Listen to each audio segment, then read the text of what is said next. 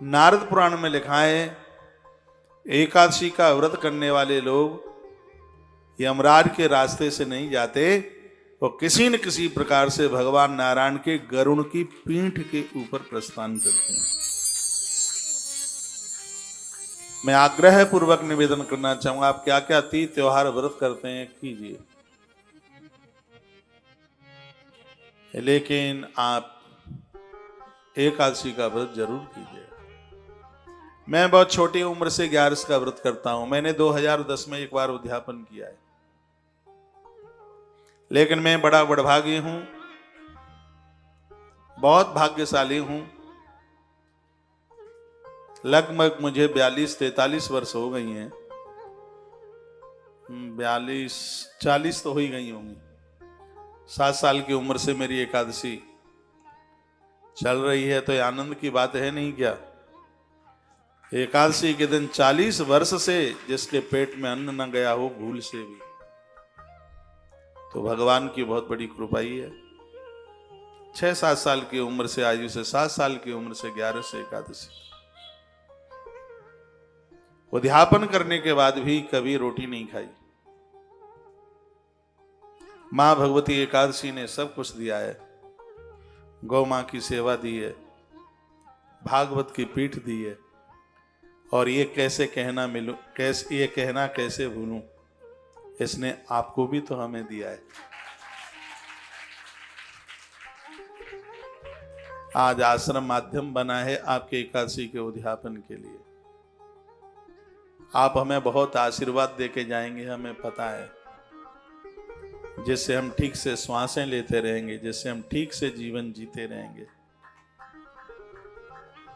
मैं भगवान के चरणों में प्रार्थना करना चाहूंगा कि हे प्रभु, एकादशी उद्यापन के लिए जितने भी ये भक्त चल करके यहाँ आए हैं, ये जिस युग में भी इस धरती पर जन्म लें, इनको अपने आप से जरूर जोड़ना। भगवान आपके चरणों में प्रार्थना है। एकादशी का व्रत करने वाले लोग साधारण नहीं होते, उन्हें हरि भगत कहा गया है, उन्हें हरि प्रेमी कहा गया है। पूरा देश मुझे सुन पा रहा है, आपसे बने तो आप एकादशी का व्रत जरूर करना। जिनके घर के पूर्वज पुरखे लोग जो 11 छोड़ करके गए हैं, वह उद्यापन नहीं कर पाए, तो उसका विधान ये है, उनके निमित्त 1 साल तक एकादशी का व्रत कर ले। एकादशी का व्रत 1 वर्ष के लिए। फिर कभी अधिक मास पड़े तो 2 एकादशी वो और कर ले अधिक मास वाली, तो 24 और 2 26 एकादशी हो जाएंगी।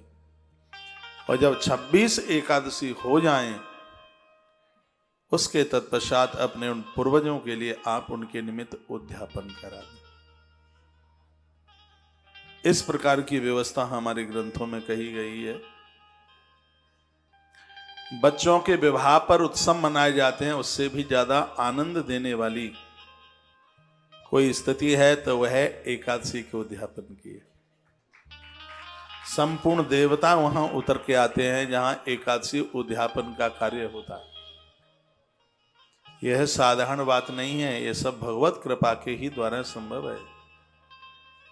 यह हरि कृपा के बिना यह बिल्कुल संभव नहीं हो सकता। जिनका उद्यापन हुआ है, उद्यापन के बाद भी एकादशी कर सकते हैं और छोड़ भी सकते हैं। उद्यापन होता ही इसलिए है कि अब आगे व्रत करने में असमर्थ हैं,